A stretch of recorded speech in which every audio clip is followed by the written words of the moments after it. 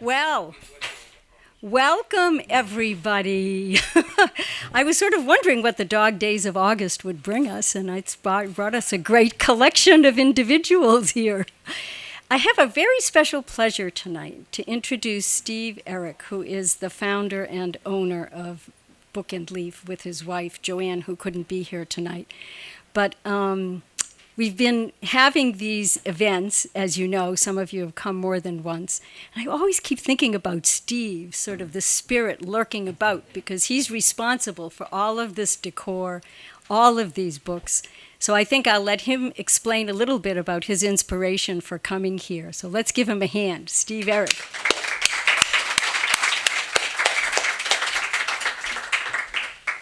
Thanks, B. I'm not going to adjust that much, right?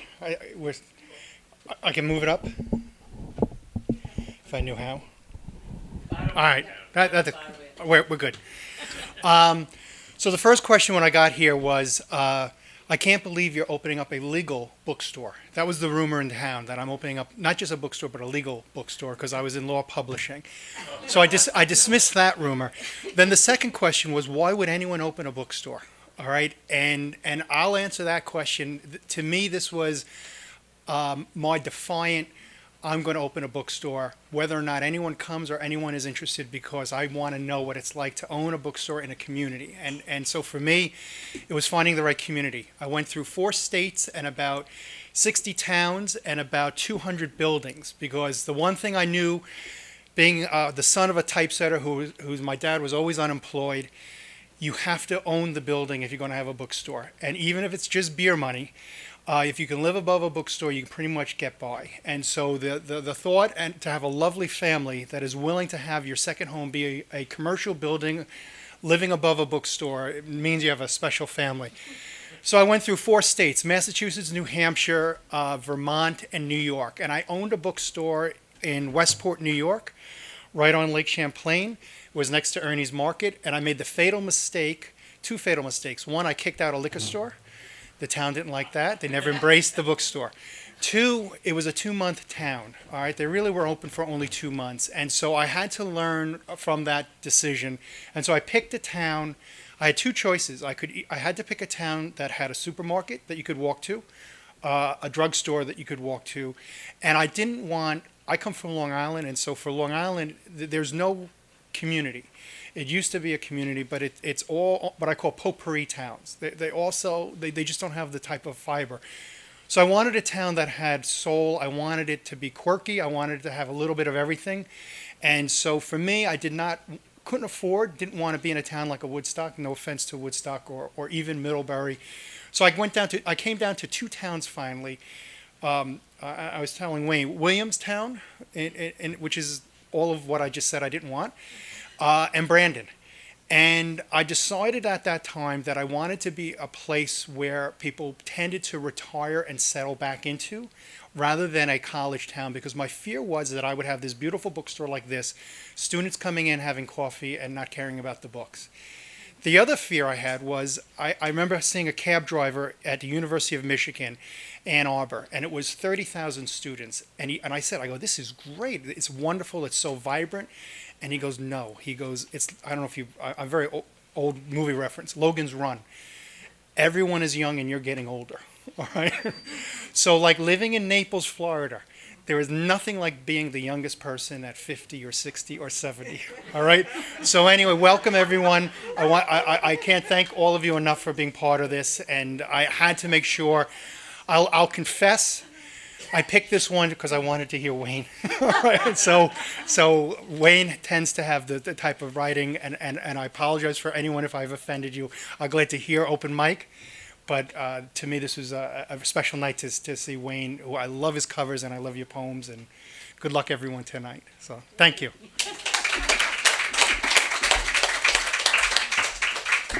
Thanks so much, Steve. I have to tell a little anecdote about Steve, because the first check he sent me from Long Island was from Northport. And I thought, Northport? That's where Kerouac lived at the end of his life. And so I spoke with him and I said, so did you move there because of Kerouac? And he said, well, actually, there's two coincidences. One, that I was born in Lowell, where Kerouac was born, and I just happened to pick Northport.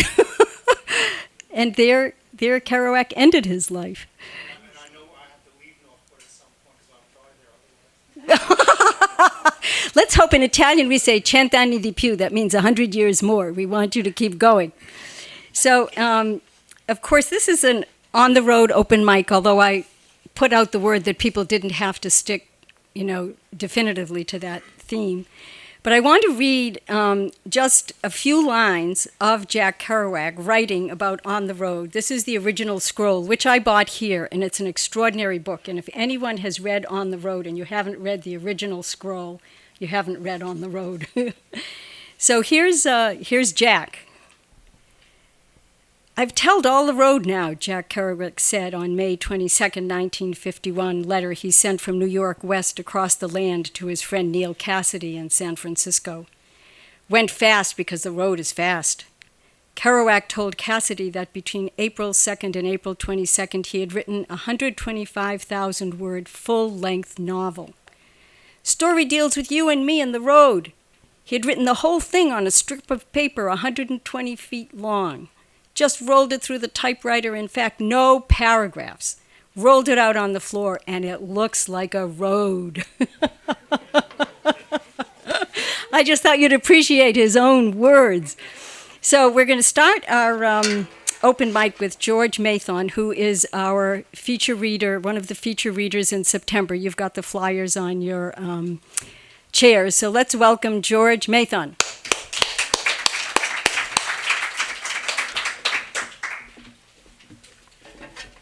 Thank you, and this is the book you see for sale.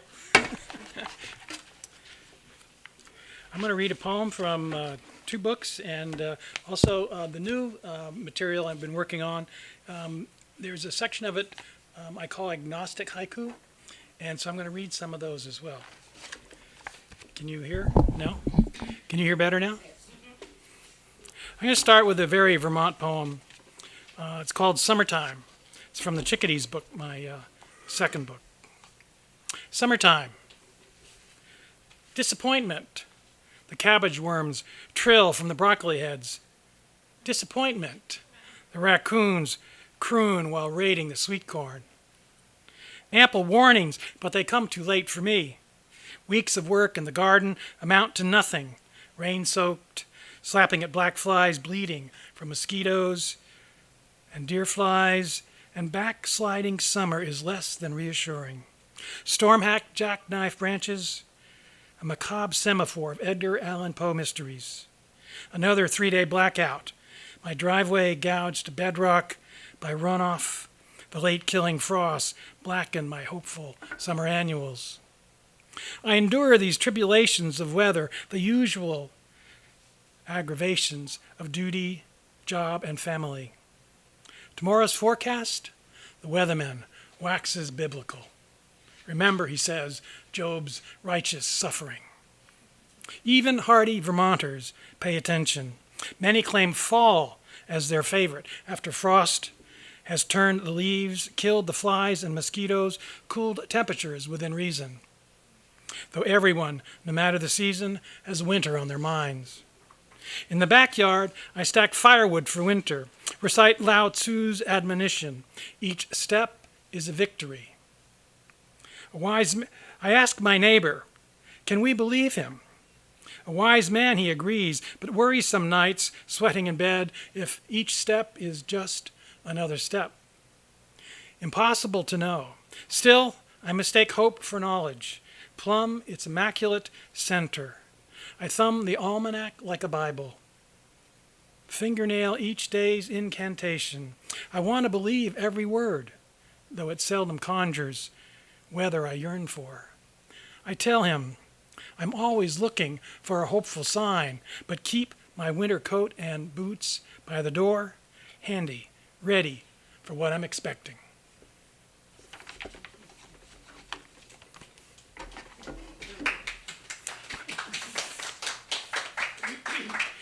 So I was going to read one poem, but since it is on the road, I do have a I spend the winter in Florida. This is a poem about driving the overseas highway down through the Keys. Actually, I have two of these poems in the book. One is a lament, the other is a betrayal. And I'll read the betrayal. You really got us curious now. The betrayal. West by southwest, the Keys run in that direction. I'm still looking for the last sunset on the east coast, the southernmost beach, final destination for mangroves and pelicans. Winter's topography drives an obdurate wind, pushing me farther from you, south to Florida Bay and the deep well of the Atlantic. Everything tilts leeward. Everything moves with a list, heeled over, tacking back against that wind to gain headway on solid ground. I drive through an untouchable grief of sea rot, odors gliding like sad herons over flat tides that glissade across the limestone shore in a slow erasure or forgiveness for that abandonment. I've grown used to the mutable tug of the ocean on my bare feet, my blue-black knees tripping over the mangrove roots' constant interrogation. Wind-weary, wind-riven, my shirt sleeves flapping in its fevered breath, the way palm leaves spin around that sound of separation, the way traffic noise and exhaust from the overseas highway pump through my veins like a steady drip of morphine. I can't explain the addiction. I can't stop driving, even though I know every mile marker I pass is another betrayal. That's a Vermonter going to Florida for the winter. So I promised some agnostic haiku. I have time to do a few. Agnostic, is someone who's essentially searching still.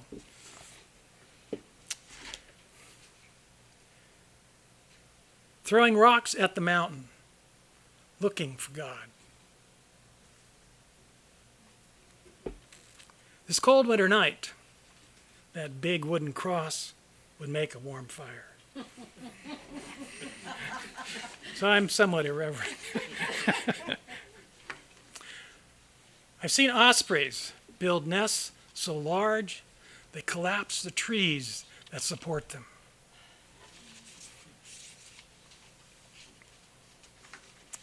How else to explain the 10-foot-long prehensile penis of blue whales?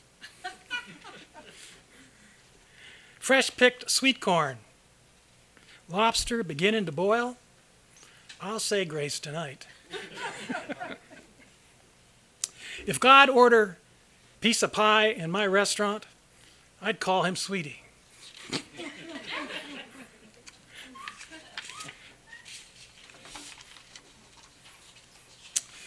Let's see.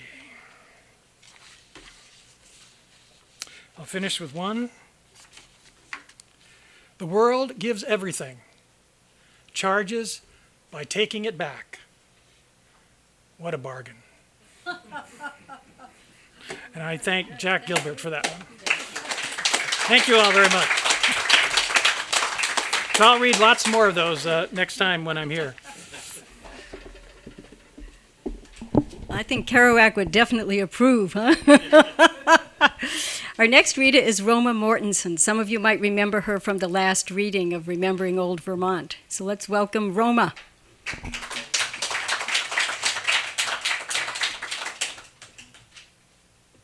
busy finding my glasses, which I usually do every day.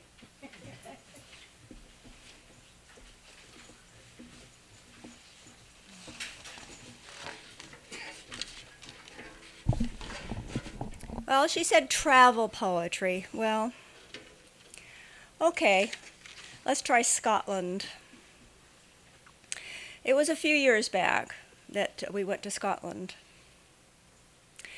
Sheep and rocks, my eldest, 16, looks out the door of the 5-passenger car the 6 of us have been able to rent in France. Sheep and rocks. He looks with forested eyes, background of green mountains, farmland. We motor past crofts, the small fields squared by heavy stone fences, sided by small stone houses, surrounded by smaller stone fences, past low rolling hills dotted with gray sheep and chunks of gray stones. It's a quiet, low land, hugged to heaven with low gray clouds. Between Picklary and Kilcranky, getting out of the car to stretch, my second son, 13, stands, looks at me, faints, falls to the ground like a tree. My hand, slid under his head, comes out splotched with red. In the middle of that long night, when I awakened from a nightmare, 4 hours of clinic and vomiting behind us, I'd given up the whole damn country for home.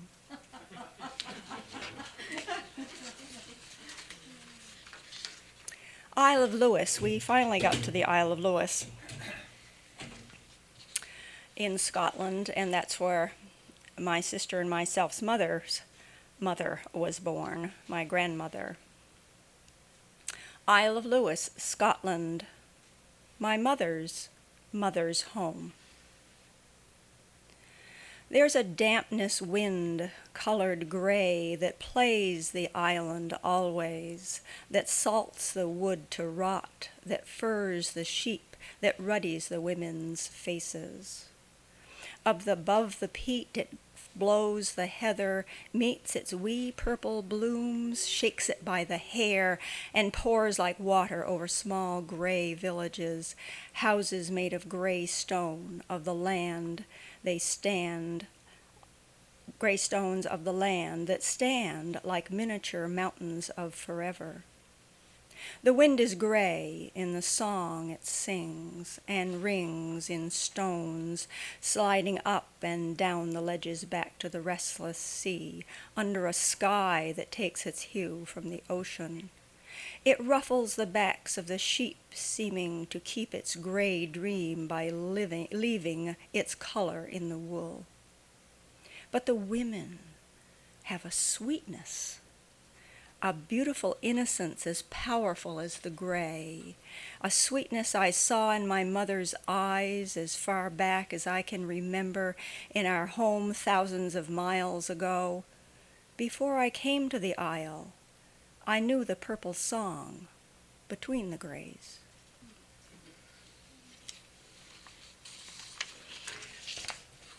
I don't really like to travel. You probably picked that up.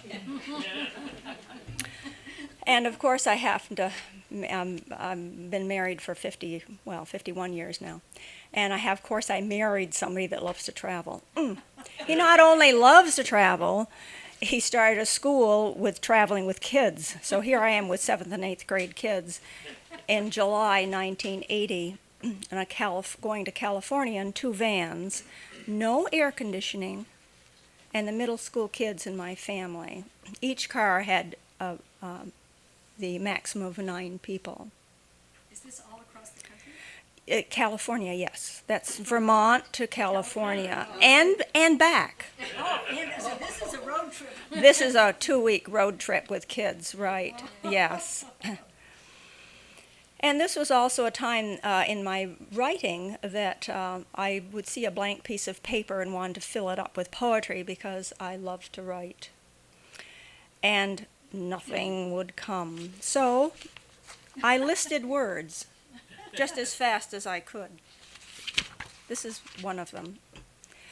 9 motored east again, back through Nebraska, hot sweat oozing down the parts I'd forgotten I had, air so still and thick I cut it into tiny pieces and breathed it by stuffing it into each nostril.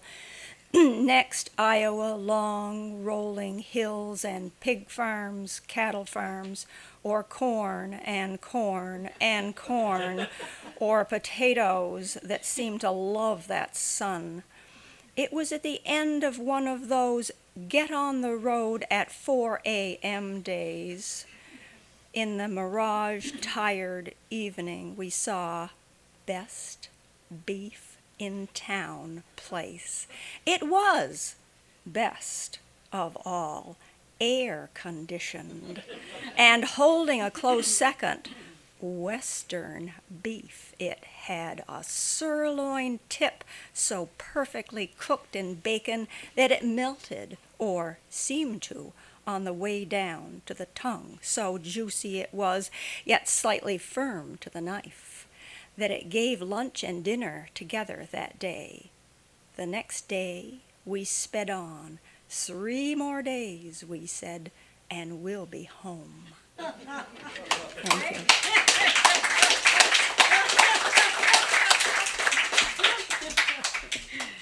That was great, Wilma. Thank you. Well, Kerouac would have been jealous. He never had a meal like that crossing the country, that's for sure. So David Cannell is our next speaker. Also read last month in Remembering Old Vermont, and we had trouble getting people out of the bookstore afterwards because they kept him telling stories. So he told me, only 5 minutes. That's it. He promised. Let's welcome Dave.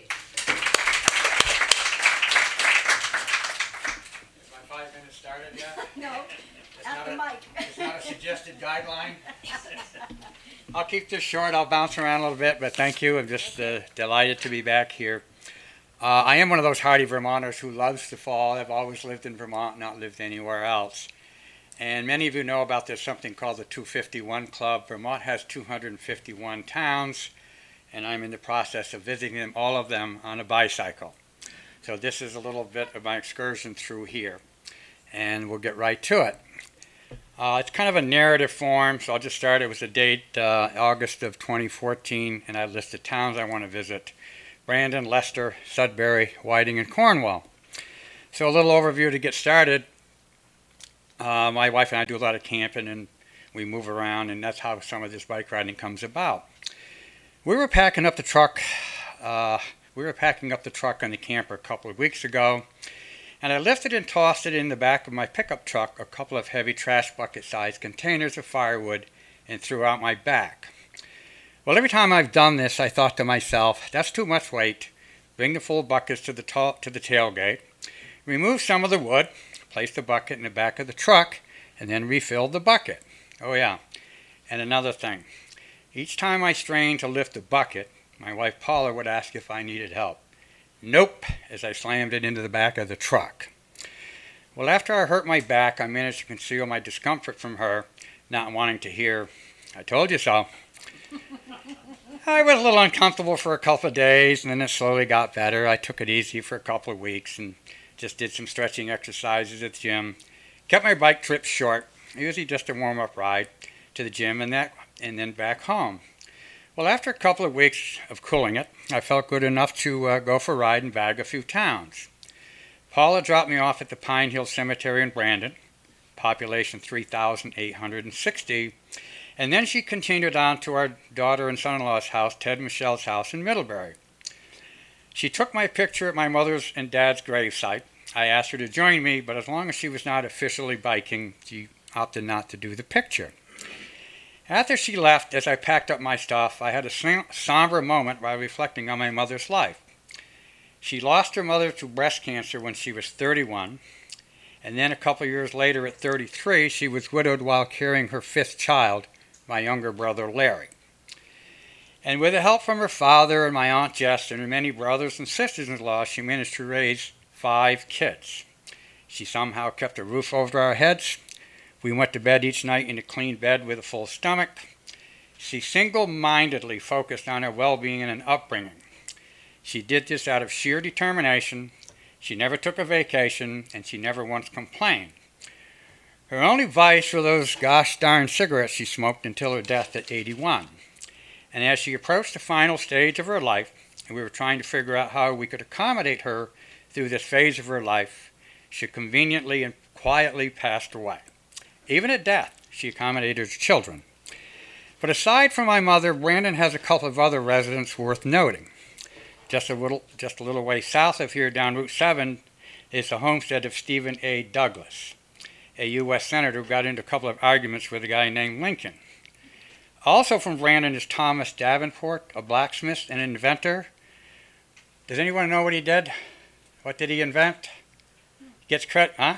He gets credit for the first electric motor. I've seen it in the Smithsonian.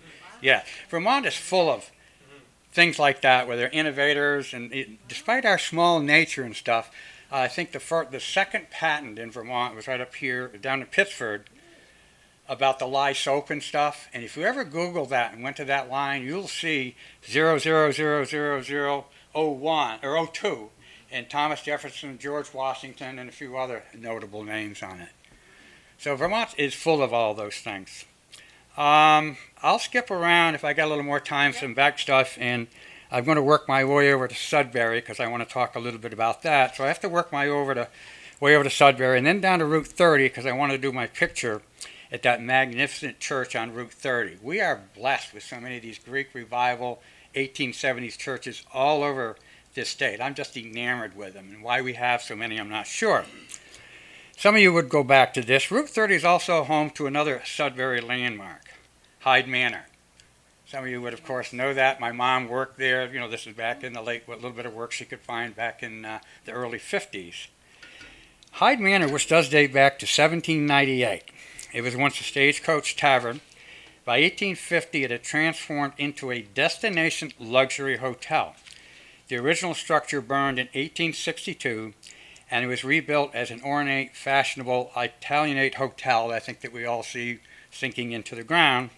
And that was added on until the turn of the century and could accommodate 300 people, about 2/3 of Sudbury's residents at that time.